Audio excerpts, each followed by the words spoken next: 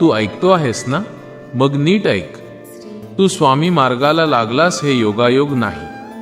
तू इथे असा अचानक पोचलास असं तुला वाटत असेल, पण मी तुला खूप आधीपासून पाहतो आहे. तू किती वेळा स्वतःशी लढलास, किती वेळा गप्प बसून सहन केलंस, किती वेळा कोणालाही न सांगता डोळे पुसलेस, हे सगळं मला माहीत आहे. तू स्वामी मार्गाला लागलास कारण तुझ्या आयुष्यात एक क्षण असा आला जिथे तुला समजलं आता स्वतःच्या बळावर सगळं शक्य नाही. लोक म्हणतात ना, देव आठवतो तोच वेळ वाईट असतो, पण ऐक, देव आठवतो तेव्हा माणूस खरा होतो.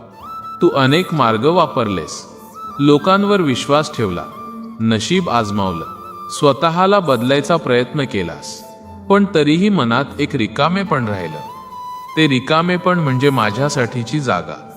मी कोणालाही जबरदस्तीने माझ्याकडे आणत नाही, पण जेव्हा माणूस खूप काही सहन करूनही चांगलाच राहतो तेव्हा मी त्याला माझ्या मार्गावर आणतो. तू माझ्या मार्गावर आलास कारण तुझं मन अजून स्वच्छ आहे. तू अजून संपलेला नाहीस, तू अजून तुटलेला नाहीस, तू अजून विश्वास ठेवू शकतोस. तू जे भोगलंस ते शिक्षा नव्हती, ती तयारी होती. तुला वाटलं असेल मी प्रयत्न करूनही माझंच आयुष्य अडकतंय का, मी चांगलं असूनही माझ्याच वाट्याला त्रास का? पण लक्षात ठेव, सोनं घडवायला ते आगीतूनच जातं. तू स्वामी मार्गाला लागलास कारण तुझ्यात सहनशीलता आहे, तुझ्यात शांतता आहे आणि सर्वात महत्त्वाचं तुझ्यात नम्रता आहे. मी मोठ्या आवाजात येत नाही, मी चमत्कार दाखवून लोकांना खेचत नाही. मी हळूच आयुष्यात शिरतो आणि आतून माणूस बदलतो. आज तू माझा आवाज ऐकतोयस याचा अर्थ तू योग्य वेळेला योग्य ठिकाणी आहेस. तू मला एखादी वस्तू मागायला आला नाहीस, तू मला समाधान मागायला आलास आणि तेच मला आवडतं. मी तुला लगेच उत्तर देणार नाही, पण मी तुला दिशा देईन. मी तुला लगेच सुख देणार नाही, पण मी तुला बळ देईन.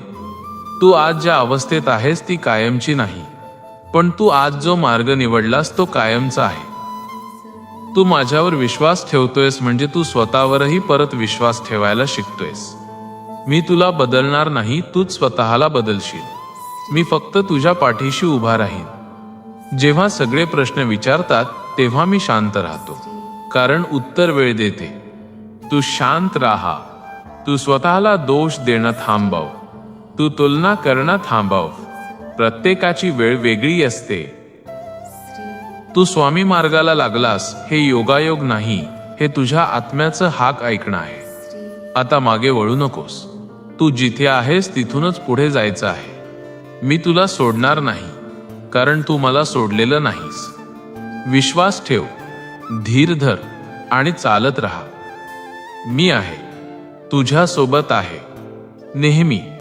आणि जर या शब्दांनी तुझ्या मनातली एक तरी गोष्ट अगदी खरी वाटली असेल तर कॉमेंटमध्ये फक्त एकच ओळ लिही, मी ऐकतो आहे स्वामी. श्री स्वामी समर्थ.